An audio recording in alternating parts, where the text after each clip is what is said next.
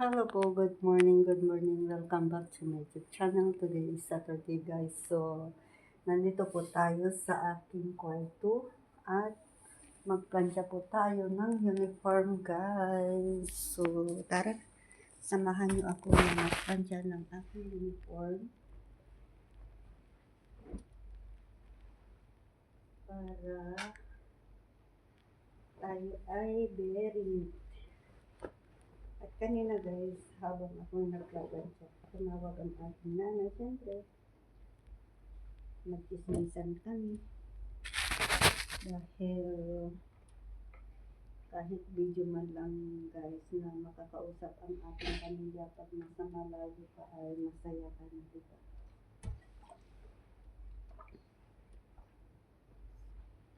Tapos lang namin nag-usap guys. Maganda yung plancha. Kumain na naman yung plancha.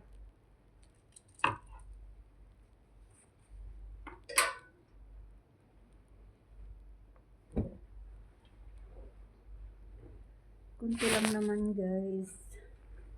Pero yung plancha kumakain na naman. Yung ibang uniform ko guys nasira. Kasi sa plancha. Minsan kinakain niya. At bukas naman guys ang schedule ng ating bedsheet.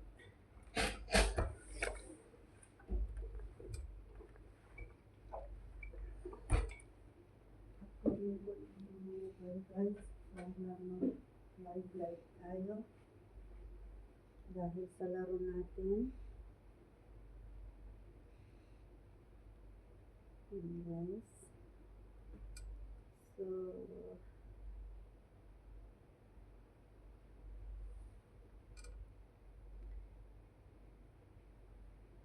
pagkatapos naman natin lumalansya guys, magpunta naman po tayo sa kusina para magluto tayo ng kakainin natin. At ulam natin ngayon ay bangus guys. Bangus na naman tayo. At gusto kong lagyan ng powder na coconut ginataang. Aray! Oh my gosh! Buti hindi na masyadong naibiig guys. Bakit?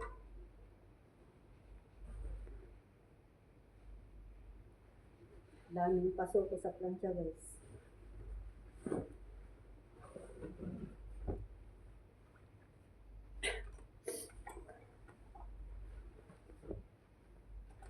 Bakit kumain itong plancha? Sirain mo naman ang gamit ko ay.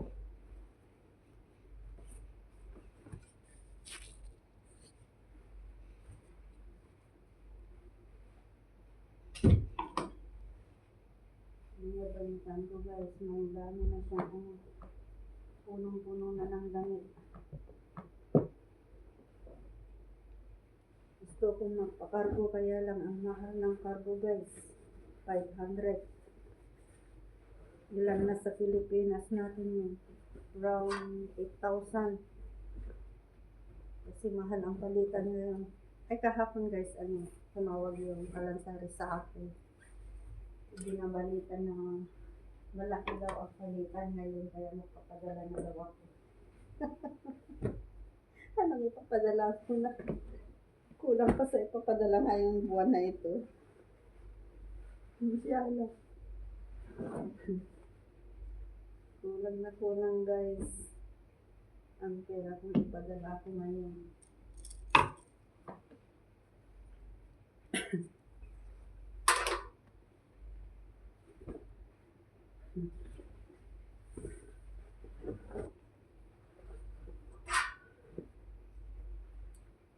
Hindi ko alam kung saan ako kukuha ng pangdagdag guys kasi nabali ko na ang sakot ko ng half sa aking mga anak. Aking anak na may sakit na sana Lord ay gumaling na siya. para makapagtrabaho na rin para sa mga anak niya. Pero good news guys, meron na siyang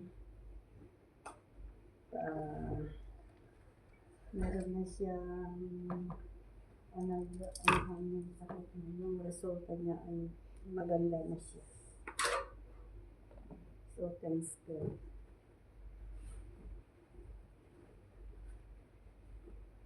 So yun, may dalawa siyang anak na naghihintay sa kanya dahil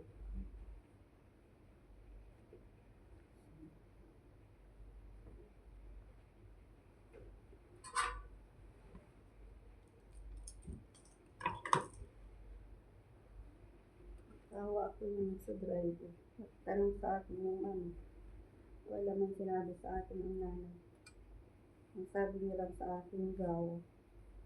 Kaninang umaga nag-voice message, sabi niya magdala ng manok. Tapos sasabihin niya sa akin, tatanungin sa akin. Siya sa kanya nag-message. Napulo ko talaga to.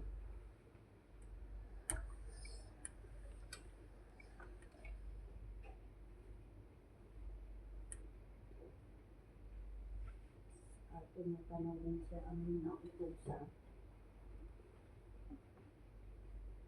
Hindi ka ulitin na pakinggan yung voice message.